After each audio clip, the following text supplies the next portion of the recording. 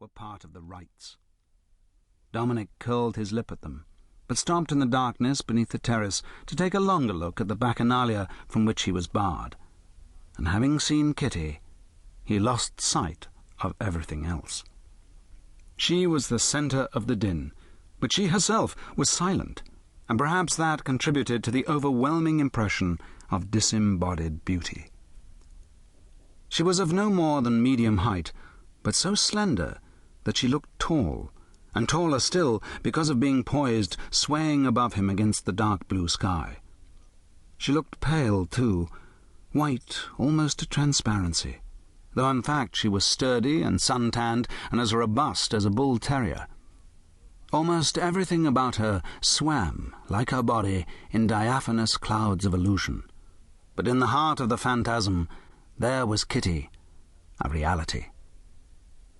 He stood gaping in his shadowy place below her, holding his breath for fear she would fall.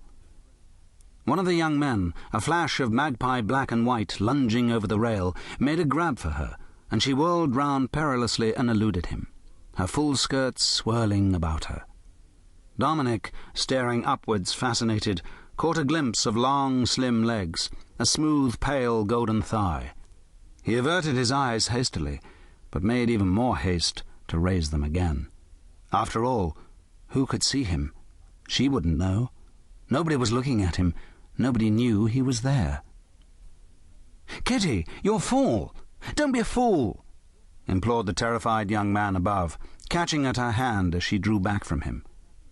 She uttered a sudden high squeak of protest, and dropped one of her sandals plump into Dominic's startled hands. And there, in a microcosm, was the solid reality that harboured within the iris-coloured cloud. A bit of silver nonsense it might be, but it was made for a healthy, modern, size 6 foot. Dominic stood holding it gingerly before him, as though it might be charged with the incalculable properties of enchantment, so stupefied that it took him several seconds to realize what a quietness had fallen overhead. When at last he looked up, it was to see 3 or 4 heads leaning over the wooden balustrade and staring down at him. Only one of them had any significance for him. He didn't waste any time looking at the others. "I'm terribly sorry," said Kitty.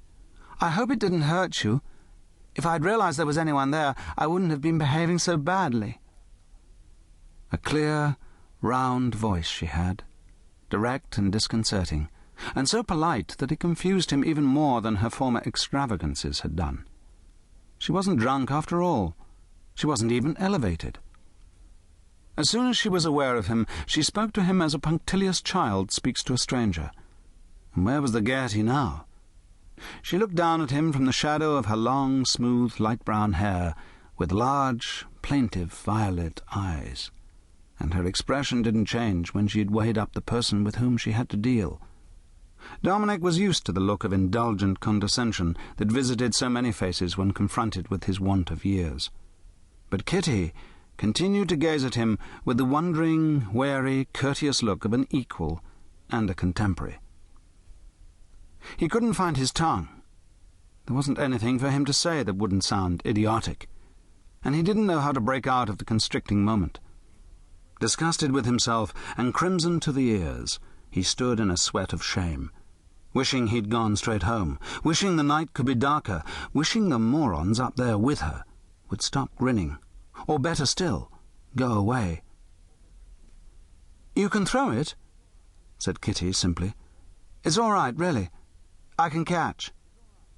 And she could, and did.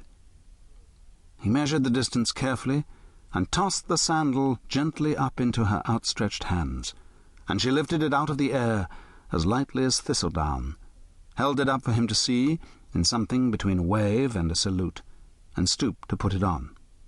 And that was the end of the incident. One of the young men put his arm round her, and she let herself be led away towards the dance-hall. There was just one instant when she looked back, a last glance of reluctance and regret, as though she knew she had disastrously disturbed the peace of a fellow creature who was in no case to defend himself. The oval face with its clear, generous features